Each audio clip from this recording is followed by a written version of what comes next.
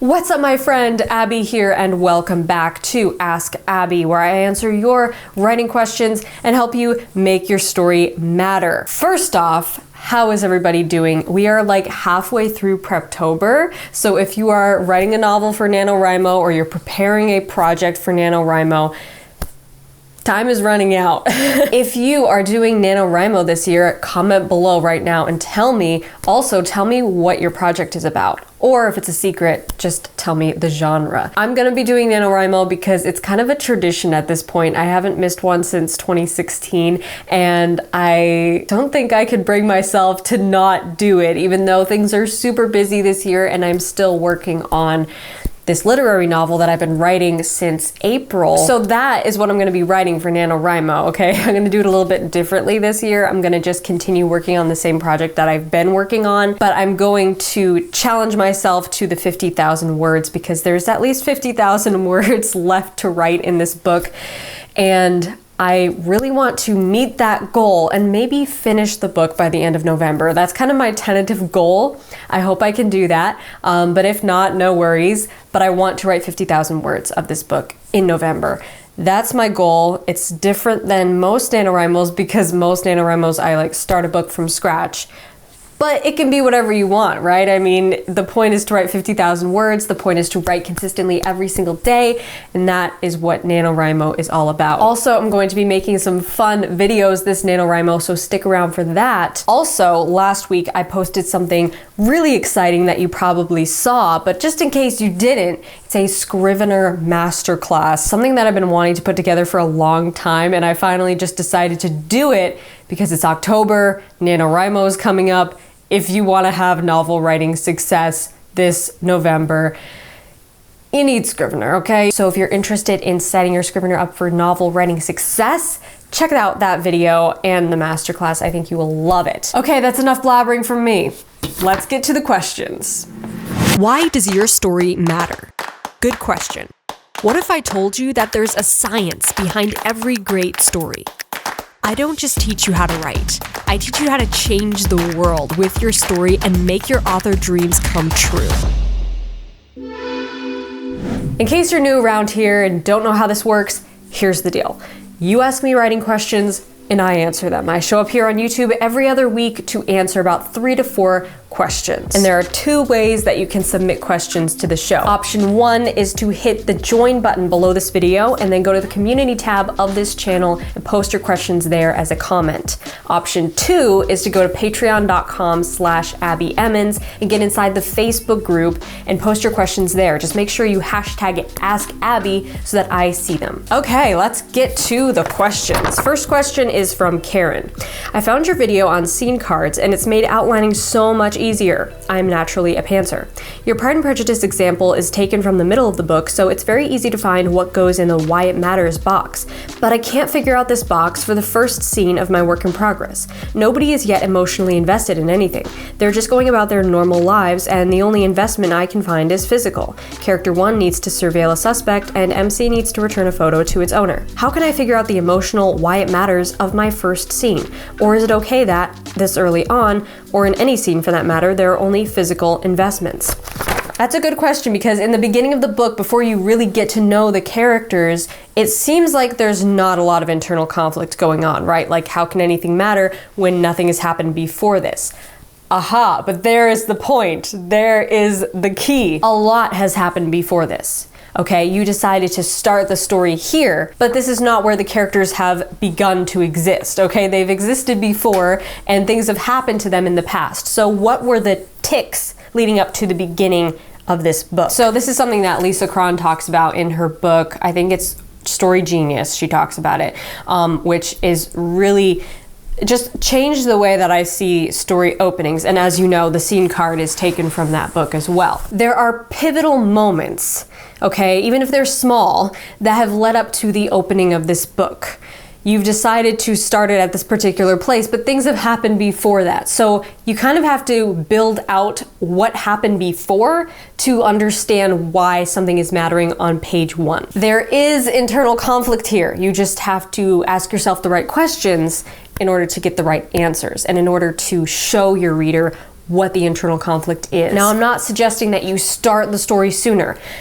I don't think that's a good idea because a lot of stories start too soon. They start before anything major is really happening. They start at one of those more insignificant ticks leading up to the beginning, and the story doesn't really grab your attention because of that. So you have to start by asking yourself, what has led up to this moment that I'm starting on? And if I were to write, say, the scene right before it, or the thing that had to happen before it to make this first thing happen, what would be going on in that scene that would make this scene matter? It's giving context, okay? It's creating this flow of cause and effect. Chapter 1 might be the cause of chapter 2's effect, but chapter 1 is also the effect of whatever came before it. You know what I'm saying? Also, don't be afraid to lead with internal conflict alone, because that's really what your readers care about. They care about what the characters believe, who they are, not really what they're doing. What they're doing is just the vehicle for them to go on a journey. Definitely check out my opening hook video, because I think that will really help you with writing and opening a chapter 1 that matters to your story and engages your reader with the plot. Okay, next question is from Mary. Hi everyone, anyone have suggestions for how to write a conversation with multiple characters?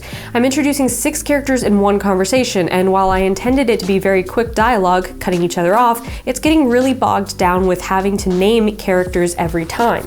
Short, snappy descriptions, even if you're not doing your characters justice. That's fine. Don't worry about it, because you can go into that later.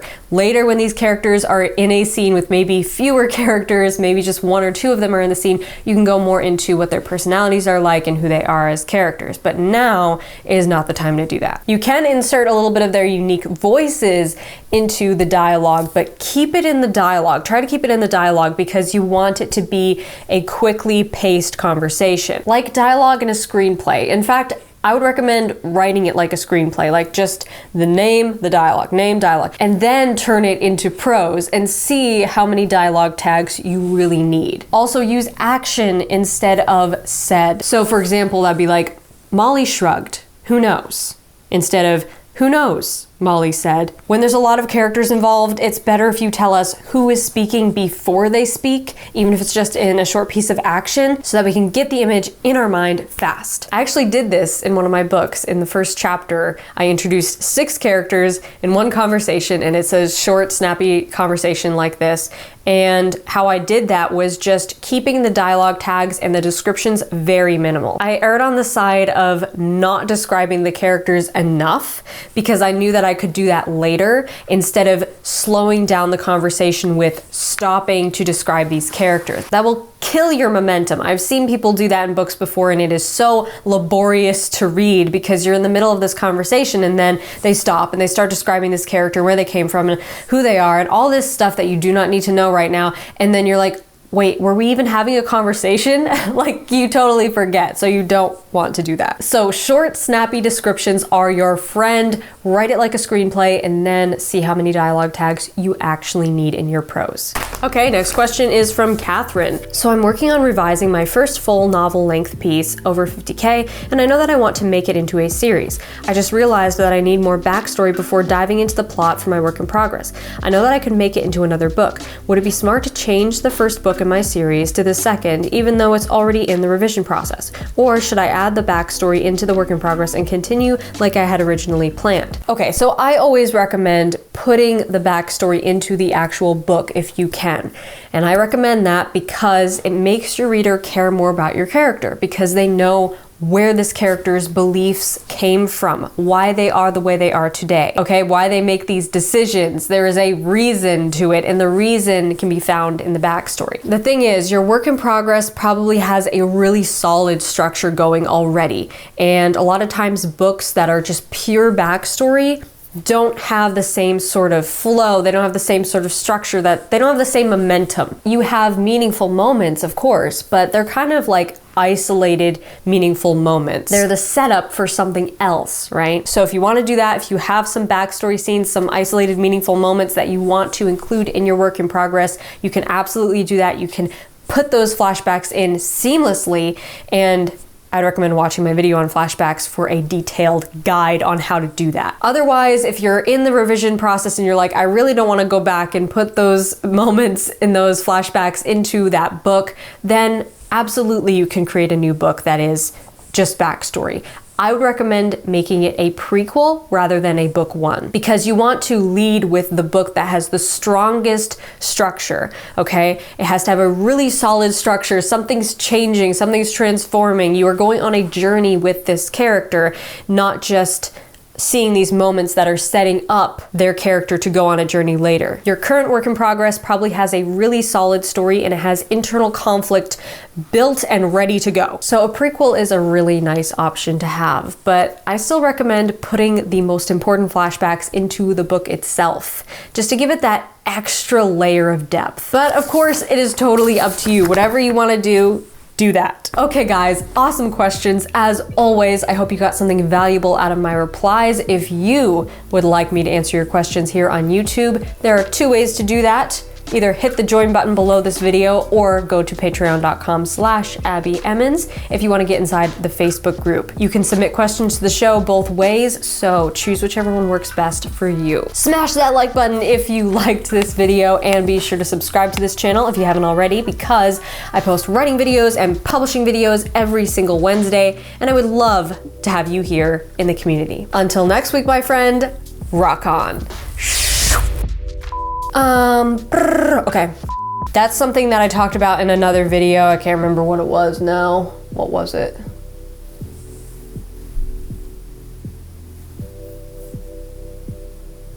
I literally can't remember.